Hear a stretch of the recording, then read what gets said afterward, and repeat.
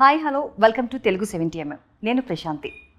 బాపు మూవీతో total overall మూవీలో చూసుకుంటే మనకి ఫస్ట్ కనిపించేది బ్రహ్మాజీ గారండి. సో ఆ మూవీని తన భుజస్కంధాలపై మోస్తూ ప్రమోషన్స్ చేస్తున్నారు. ఆ మూవీ గురించి చాలా విషయాలు అడిగి తెలుసుకుందాం. Hi sir. సార్ ఎప్పుడు కూడా మిమ్మల్ని ఇట్లా మూవీ ప్రమోషన్స్లో చూడలేదు. ఏంటి ఈ మూవీ కోసం అంత స్పెషల్గా చేస్తున్నారు? అంటే కొత్త సినిమా, నాకు కొత్త డిఫరెంట్ క్యారెక్టర్. నేను ఎప్పుడు ఈ గడపలో తక్కువ కనబడ్డాను, సినిమాలు ఎప్పుడు కనబడలే. ఓకే. సో ఒక న్యూ స్టోరీ కాన్సెప్ట్ మూవీ, అందుకని నేను ఇంట్రెస్ట్ తీసుకుని చేయడం జరుగుతున్నాను. ఓకే. అంటే ఓవరాల్గా ఈ మూవీకి హీరో అంటే స్పెసిఫిక్గా ఎవరో లేరు, స్టోరీనే హీరో అని చెప్పారు. అవును, కాదా, స్టోరీయే కాదా, మేము 4-5 క్యారెక్టర్స్ కలిపిన. సో దయా గారి స్టోరీ చెప్పినప్పుడు అసలు ఫస్ట్ మీకేమనిపించింది? నన్ను కొత్తగా ఆలోచించాడు అనేది ఫస్ట్. ఓకే. ఈ క్యారెక్టర్ అంటే నేను అంతకుముందు అడిగాను, నేనే బోలంతమంది ఉన్నారు కదా ఆర్టిస్టులు, ఆ క్యారెక్టర్లు చేస్తున్న వాళ్ళు, అక్కడ కాకుండా నా దగ్గరికి ఎందుకు వచ్చావంటే, నేను హ్యాంగ్ మ్యాన్ అనే సినిమా కాన్సెప్ట్ మూవీ చేశాను. అది టోటల్గా ఫుల్ వైట్ బీడే ఉంటుంది అన్నమాట. అది చూసి వాళ్ళ టీమే, వాళ్ళందరూ ఫ్రెండ్సే. అది చూసి తనకు ఐడియా వచ్చి బ్రహ్మాజీతో ఈ క్యారెక్టర్ చేయించొచ్చని నా దగ్గరికి వచ్చాడు. నేను వినగానే వెంటనే యాక్సెప్ట్ చేశాను. బాగుంది, ఇది ఇంట్రెస్టింగ్ కాన్సెప్ట్, నేను ఎప్పుడు చేయలేదు, ప్లస్ నేను వినలేదు కూడా ఈ kind of line. Okay. So అంటే ఇది ఓవరాల్గా చూసుకుంటే ఒక రైతు కుటుంబానికి సంబంధించింది. సో మీకు దానికి ఏమైనా రిలేటెడ్ ఏమైనా అనిపించింది అంటే చిన్నప్పుడు మీ మెమోరీస్ కానీ? మాది అమ్మమ్మ గారు, తాతయ్య గారిది అంతా వ్యవసాయమే. ఓకే. మీరు వెళ్ళేవారా పొలంలోకి? అద్దంకి వారలంక అని మన ఈస్ట్ గోదావరి. ఓకే. అమలాపురం దగ్గర ఉంటుంది, కొత్తపేట అనేది. సమ్మర్ హాలిడేస్ ఎప్పుడు అక్కడే స్పెండ్ చేసేవాళ్ళం. సో నాకు పొలాల్లోకి వెళ్ళడం, ఆ వాటరు అన్నీ ఆడుకునే అక్కడే అలవాటు. ఓకే. సో అంటే రైతు కష్టాల మీద తీశారు. లైక్ అంటే ఏదైనా పంట వేస్తే నష్టపోతే మనం రీసెంట్ టైమ్స్లో కూడా చాలా అక్కడి నుంచి కథ వేరేగా ఉంటుంది, అది ఎలా సాల్వ్ అయింది ఏంటి అన్నది. అంటే బేసిక్గా ఈ స్టోరీ డైరెక్టర్ గారు చెప్పినప్పుడు ఓవరాల్గా అంటే మీకు అనిపించిందా నిజంగానే కదా, అంటే రైతులు ఇట్లా సూసైడ్ చేసుకుంటున్నారు? అవును, అది నాకు చాలా బాధపడ ఉంటుంది. ఎందుకంటే మోస్ట్లీ మన హైదరాబాద్లో వాచ్మెన్స్ ఫ్యామిలీలు అందరూ పాపం అక్కడ చిన్న రైతులు. ఎగ్జాక్ట్లీ. అది చూసి చాలా బాధగా అనిపిస్తుంటుంది అన్నమాట. ఓకే.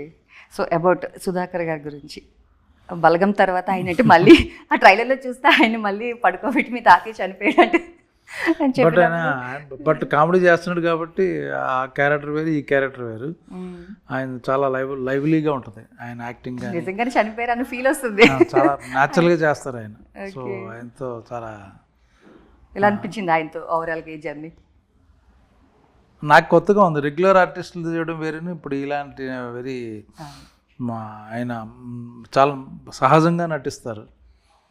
ఎక్కడ డైలాగ్ చెప్పినట్టు ఉండదు, మాట్లాడతారు, అన్నీ మంచి పాటలు అవి పాడుతుంటారు, మంచి విషయం ఉన్నాయి ఆయన. సో ఆయన తగ్గట్టుగా నేను యాక్ట్ చేసి నేను కష్టపడ్డాను అనమాట ఆయనతో. అంటే ఈ స్లాంగ్ గురించి ఏమైనా మీరు ముందుగా ప్రాక్టీస్ చేయడం అట్లా ఏం జరిగిందా? తెలంగాణ స్లాంగ్ గురించి కొంత ఐడియా ఉంది నాకు, కొంత మాట్లాడతాను తెలంగాణలో. బట్ ఇలాంటి స్లాంగ్ అంటే సుధాకర్ రెడ్డి గారు పక్కా అదే మాట్లాడుకుంటూ అలవాటైంది. డబ్బింగ్లో డైరెక్టర్ అన్ని దగ్గరుండి ప్రతిదీ పలికించాడు అన్నమాట. ఓకే. ఎలా అనిపించింది ఒకసారి ఈ journey? Nice, very nice, sweet memories మాట. Nice experience. అదే ఊర్లో ఉండి అక్కడే ఉండి షూటింగ్ చేసుకోవచ్చాము. అంటే చెప్పారు మీరు మన ప్రెస్ మీట్లో, క్యారవాన్ కూడా లేదు ఓవరాల్గా. అంటే ఎందుకు అంత నచ్చింది మీకు ఈ స్టోరీ అసలు? అంటే మరి నిజంగా మీరు తీసుకున్నారా లేదో నాకు తెలీదు, పేమెంట్ కూడా నేను తీసుకోలేదండి. అంటే బడ్జెట్ ఏమైనా ప్రొడ్యూసింగ్ ఏమైనా చేశారా? లేదు, బడ్జెట్ వైజ్ సరే. అందరూ ఇలాంటి సినిమా బయటికి రావాలంటే అందరూ రెమ్యునరేషన్ తగ్గించుకొని ప్రతి ఒక్కళ్ళు చేసిన ప్రయత్నం అది. సో కొత్త ఐడియా, సినిమా బాగుండాడితే ఆయన ప్రొడ్యూసర్ గారు అందరికీ ఇస్తారు కాబట్టి సపోర్ట్ చేసాం అందరం. సో కలెక్టివ్ టీమ్ వర్క్ ఇది. అంటే స్టోరీ మీద నమ్మకమా, డైరెక్టర్ గారి మీద నమ్మకమా? రెండు. కథ కొత్తగా ఉంది, డైరెక్టర్ చెప్పిన విధానం బాగుంది. సో డైరెక్టర్ బాగా తీస్తాడు నమ్మకంతో చేసాం, తీశారు. ఓవరాల్గా మొత్తం మూవీ అంతా అయినప్పుడు అనిపించిందా మీకు? Okay. So about your wife గురించి మాట్లాడితే, ఈ మూవీలో ఆమని గారు, సో ఆమెతో మీ జర్నీ ఎలా ఉంది? చాలా బ్యూటిఫుల్ ఎక్స్పీరియన్స్ యాక్చువల్గా. ఆవిడ వెరీ నాకు ఇష్టమైన ఆర్టిస్ట్లో ఆమని గారు ఒకళ్ళు. అద్భుతమైన సినిమాలు అప్పట్లో చేశారు బ్రహ్మాండం డైరెక్టర్లతో. సో సుధాకర్ రెడ్డి గారితో ఆమని గారితో చేసేటప్పుడు భయపడి ఒళ్ళు దగ్గర పెట్టుకుని చేశాను అనమాట. ఎందుకు మీరు కూడా అంతకన్నా అంటే ఉన్న ఆవిడ ఎక్స్పీరియన్స్ వేరు. ఇప్పుడు ఎన్ని సంవత్సరాల నుంచి ఉన్నాం, ఎన్ని సినిమాలు చేసావు అన్నది కాదు, ఎంత ఇంపాక్టబుల్ పెర్ఫార్మెన్స్ ఇచ్చావు అన్నది కరెక్ట్. అది వాళ్ళిద్దరూ ఆవిడైతే మరి చాలా బ్యూటిఫుల్ మూవీస్, బ్యూటిఫుల్ డైరెక్టర్తో పనిచేశారు, గొప్ప డైరెక్టర్లతో. సో ఆవిడ ఎక్స్పీరియన్స్ వేరు. సో నైస్ యాక్చువల్గా. ఓకే, అంటే తండ్రి కొడుకులు నువ్వు చనిపో అంటే నువ్వు చనిపో, ఇది బాగుంది. అంటే మీరే ఒక సీన్లో పిల్లో ఇట్లా పెట్టినట్టు చూపించారు ట్రైలర్లో. అంటే ఏమైనా విలన్ కూడా ఏమైనా ఉందా ఇందులో? నెగిటివ్ ఏం లేదు. ఓకే, సో కంప్లీట్ కామెడీ ట్రాక్లో ఉంటుందా? హ్యూమర్ ఉంటుంది, ఫన్ కొంచెం. అది కామెడీ నవ్వించేసేంత కింద పడిపోయేంత కామెడీ ఉండదు. బట్ అందరూ కొన్ని సీన్లు చూసి నవ్వుతున్నారు అందరూ. ఓకే, సో మేము కావాలని నవ్వించాలి అనే కాకుండా అందులో జనరేట్ ఒక సింపతిలోంచి లేకపోతే ఒక ట్రాజడీలోంచి కూడా ఫన్ వర్కౌట్ అవుద్ది. సో అటువంటి ఫన్ డార్క్ హ్యూమర్ లాగా ఓకే నవ్వుకుంటారు. సో ఇంకా అబౌట్ మీ కూతురు కొడుకు ధన్యా బాలకృష్ణ గారు, ఐ థింక్ మనీ తను ప్రాబ్లమ్స్, నాకు కూతురేం చదువుకుంటుంది, కొడుకేమో ఆటో నడుపుకుంటున్నాడు. నాకు 2 ఎకరాల పొలం ఉంది. ఆ పొలం బాగా ఇదైన తర్వాత పంట వచ్చిన తర్వాత అప్పులు తీరుద్దాం అనుకుంటే అప్పులు తీర్చలేని పరిస్థితి. ఏం చేయాలనుకుంటే సూసైడ్ చేసుకుందాం అంటే ఫాదర్ నువ్వెందుకు నేను చేసుకుంటాను అంటాడు. అక్కడి నుంచి కాన్ఫ్లిక్ట్ పాయింట్ ఏమైంది అన్నది. రియల్ లైఫ్ అలాంటి ఫాదర్లు ఉంటారంటారా? ఎందుకుంటారు, కొడుకు చచ్చిపోతానని ఎందుకురా, నేను చచ్చిపోతానని మదర్ కూడా వస్తారు ముందుకి. ఓకే ఓకే, ఇంకా అదర్ కాస్టింగ్ గురించి అవసరాల శ్రీనివాస్ గారు కావచ్చు, లేకపోతే ఆయన లెక్చరర్ సినిమాలో వాళ్ళది ఒక పేరు అనమాట ధన్యా బాలకృష్ణ గారి పేర్లా అనిపించింది మాకు ట్రైలర్ చూస్తే. అమ్మాయి తమిళ అమ్మాయి అబిత అనే ఒక అమ్మాయి, వాళ్ళ ట్రాక్ ఒకటి. సో వాళ్ళలో ఏంటి ఇప్పుడున్న ప్రజెంట్ జనరేషన్ ఎలా ఆలోచిస్తున్నారు అమ్మాయిలు, వాళ్ళదో ఒక ట్రాక్. అలాగే రచ్చరవి గంగవ్వ వాళ్ళదో ఒక ట్రాక్. సో ఇక్కడ గెటప్ చూస్తే ఏమైనా అమ్మోరు పూనకాలు ఆ టైప్ లో పెట్టారా? లేదు, పూజలు డైలీ పూజలు చేసుకునే ఆవిడే. ఓకే ఓకే, సో అలాగే మీరు ప్రెస్ మీట్లో మనం చెప్పినప్పుడు విశ్వక్ సేన్ గురించి, అంటే ఎస్పెషల్లీ మూవీ కోసం ఆయన ఇన్వైట్ చేయడం జరిగింది. సో అప్పట్లో చిరంజీవి గారు ఎలా పిలిస్తే వచ్చేవారో, ఇప్పుడు విశ్వక్ గారు చిన్న సినిమాలకి అంత హెల్ప్ చేస్తున్నారని చెప్పారు. అంటే మీ ఇద్దరికి అంత బాండింగ్ ఏంటండి? విశ్వక్ సేన్ గారికి మీకు? అంటే అస్సలు లేదు. ఓకే, పిలవగానే వచ్చాడు. అంటే ఒక సినిమా చేసాం కానీ హిట్ సినిమాలో ఆయన ఎందుకు పిలాలనిపించింది మీకు? అంటే తన సినిమా 14th ఉంది, తన సినిమాని బాగా ప్రమోట్ చేస్తున్నాడు, ప్రతి సినిమా గురించి మాట్లాడతాడు, ప్రతి ఈవెంట్కి వెళ్తాడు. సో తను యూత్కి ప్లస్ తెలంగాణ, ఇక్కడ హైదరాబాదు, నాకు ఎందుకు తన ఇష్టం, తను వస్తే బాగుంటుంది అనిపించింది. ఆయన పిలవగానే వెంటనే వచ్చాడు అనమాట. ఓకే, సో రేపు మీరు విశ్వక్ మూవీకి కూడా ప్రమోట్ చేస్తారా ఏమైనా? 100%, నో డౌట్. తను అడగకపోయినా చేస్తారా? నేను మా సినిమా ట్వీట్లు కానీ అన్నీ నేను పోస్ట్ చేస్తున్నాను. ఓకే, అలాగే రష్మిక గురించి కూడా చెప్పారు మీరు. సో రష్మిక దగ్గర మీరు రీసెంట్గా కూడా పుష్పాలో వర్క్ చేశారు కాబట్టి ఆ బాండింగ్ ఉంది అనుకోవచ్చా? మా కాంబినేషన్ తక్కువ యాక్చువల్గా, షూటింగ్లో కలిసి కానీ ఇప్పుడు ఆ ఇంటర్వెల్ సీన్లో ఉంది ఆవిడ అంతే. మాకు డైరెక్ట్గా మా క్యారెక్టర్గా ఆవిడకు ఉండదు. ఆ ఇంటర్వెల్ బ్లాక్లోనే ఆయన తాగేసి వస్తాడు పుష్ప, కాబట్టి పుష్పరాజుతో పాటు వస్తుంది, వెనక్కి వెళ్ళిపోద్ది అదే ఇది. బట్ షూటింగ్లో మేము కలుసుకునేవాళ్ళం. తను అంతకుముందు నేను కూడా బేస్మెన్ని చేశాను. తను very down to earth heroine అని ఫీలింగ్ సెట్లో రాదు. పెద్ద ఫెంటాస్టిక్ యాక్ట్రెస్, ఇంకా టాలెంట్ గురించి చెప్పక్కర్లే, అద్భుతమైన టాలెంట్. బట్ సేమ్ టైం మా మనిషి ఇక్కడ డౌన్ టు అర్త్ ఉంటుంది అన్నమాట. నేను ఒక్క మెసేజ్ పెడితే వెంటనే పాపం వెంటనే చేశాను. ఓకే, అంటే ఓవరాల్గా ఒక మూవీకి ప్రమోషన్ అనేది ఎంత ఇంపార్టెంట్ అని మీరు అనుకుంటున్నారు? అంటే ఇప్పుడు మీరు 2 days నుండి కంటిన్యూస్గా చేస్తూనే ఉన్నారు ఒక మూవీకి. అంటే నిజంగా ఒక మూవీ హిట్ అవ్వాలంటే ఇంత ప్రమోషన్స్ చేయాలా? అంటే అసలు ముందు మా సినిమా ఉందని తెలియాలి కదా. ఇప్పుడు ఇంత కష్టపడితే ఒక 10%కి వెళ్తుంది సినిమా. ఇప్పుడు పెద్ద సినిమా అంటే అందరూ వెయిట్ చేస్తారు. ఇప్పుడు చిరంజీవి గారి సినిమా, లేకపోతే మహేష్ బాబు గారిది, పలానా బిగ్ స్టార్ సినిమాలు జనాలు వెయిట్ చేస్తారు. ఇలాంటి చిన్న సినిమా జనాలను తీసుకెళ్ళడం కష్టం. తర్వాత సినిమా బాగుంటే ఆటోమేటిక్ పర్లా. బట్ చిన్న సినిమాలకి తెలియాలి మా పలానా సినిమా ఉంది, పలానా ఇది ఉందని. ఓకే.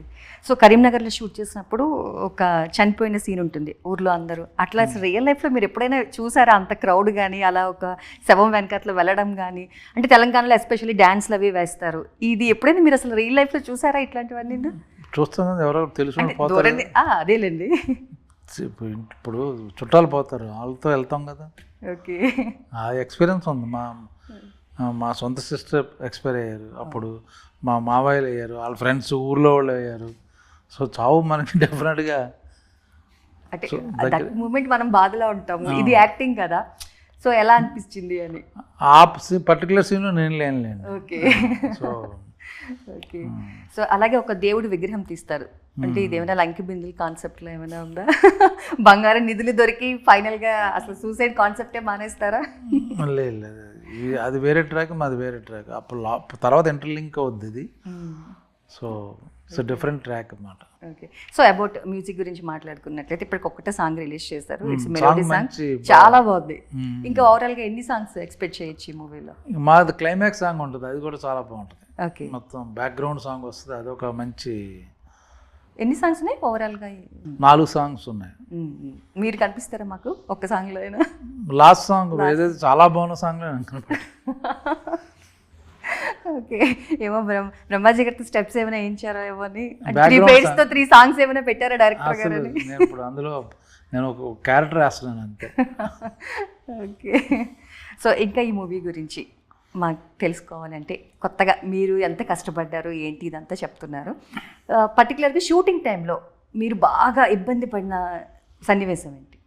ఒక మిడ్ నైట్ చాలా బాగా విపరీతం చల్లు నన్ను తడిపి వర్షం సీన్ యాక్ట్ చేయాల్సి వచ్చింది. సో అది కూడా ఒక ప్లేస్లో ఉండదు, 4 ప్లేసుల్లో నేను బైక్ మీద వెళ్తుంటే మోపెడ్ మీద నా మీద వర్షం జల్లుకుంటూ వచ్చారు. అదొకటి వణికిపోయామండి బాగా. మంచి వింటర్ టైంలో తీసారు. వింటర్ టైంలో తెల్లవారుజామున 2 వరకు తీశారు అది. తర్వాత దాని ఎఫెక్ట్ ఎలా ఉంది?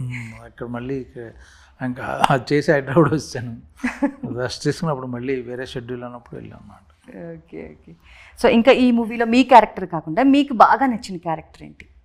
అంటే ఓవరాల్ మన క్యారెక్టర్ మాకు నచ్చుతుంటేనే మూవీ ఒప్పుకుంటాం, అట్లా కాకుండా అరే ఈ క్యారెక్టర్ కూడా చాలా బాగుంది, చాలా ఎలివేట్ అయ్యింది అనిపించిన క్యారెక్టర్? సుధాకర్ రెడ్డి గారి క్యారెక్టర్ ఫన్నీగా ఉంటుంది. ఓకే. అదొకటి. ఆమెని గారితో క్యారెక్టరైజేషన్ అది. సో ఆ 2 క్యారెక్టర్లు చాలా ఇంట్రెస్టింగ్గా ఉంటాయి. అంటే డైలాగ్స్ చూస్తే మనకి టైటిల్లో అంటే ఎక్కువ డైలాగ్స్ అయితే కనిపించలేదు ఓవరాల్గాను. అలా మీకు బాగా ఎమోషనల్గా కనెక్ట్ అయిన డైలాగ్ కానీ లేకపోతే ఏదైనా మా కోసం ఒక్కటి చెప్తారా మూవీలోంచి? గుర్తున్నాయా ఏమైనా? బట్ అన్నీ డైలాగ్ పంచ్ గురించి రాసిన అలా ఉండదు. మన నిజ జీవితంలో అలా మాట్లాడుకుంటున్నాం, అలా డైలాగులు ఉంటాయి అంతే. సో మీరు ఏదైతే ట్రేజర్లో చూసారో, నాకు బేసిక్గా డైలాగులు చెప్పడం బయట అంత ఇంట్రెస్ట్ లేదు. Okay, fine. అంటే మేము వినాలని అంతే. సినిమాలో చూడొచ్చు కదా, సినిమాలో అలాగే చూస్తాంలేండి. అంటే ఎమోషనల్గా ఒక తండ్రి కొడుకులు సిచ్యువేషన్స్లో వచ్చినప్పుడు కానీ చాలా ఎమోషనల్ బాండింగ్ ఉంటుంది బేసిక్గాను, రియల్ లైఫ్లో కూడాను. అట్లాంటి సన్నివేశాలు బాగా క్రయింగ్ సీన్స్ కానీ అట్లా ఉన్నాయా? లాస్ట్కి వస్తే కొంత ఇది ఉంటుంది. మీరు ఏం చెప్పరా అసలు మూవీ గురించి? అని మీరు ఏం చెప్పినా మీరు అన్ని అంటే మీరు ఏదైనా చెప్తేనే అరే బ్రహ్మాజీ గారు చెప్పారే మనం చూడాలి, ఎలా అయినా చూడాలి అని అనిపించాలి. అంటే మీరు స్పెసిఫిక్గా ఏదైనా అరే ఇది చెప్పారు బ్రహ్మాజీ గారు తప్పకుండా ఈ సినిమా చూడాలి అనిపించాలి కదా. మా ఫాదర్ని లేపేద్దాం అనుకుంటామండి మా ఫ్యామిలీ. అది పిల్ల పెట్టాము. సో అది ఎలా లేపుతాడు ఏంటన్నది చూడండి. ఓకే, మొత్తానికి లేపేశారా లేదా? అదే కదా. సో టోటల్ ఫ్యామిలీ ప్యాకేజ్లో ఫ్యామిలీ అందరూ అనుకుంటారా మీరు ఒక్కరికి చెప్పాను, అది మీరు అడుగుతున్నారు. Okay, fine. అయితే డెఫినెట్గా చూస్తాను నేను. ఓకే. సో అబౌట్ డిఓపి చాలా న్యాచురల్గా ఉంది అసలు.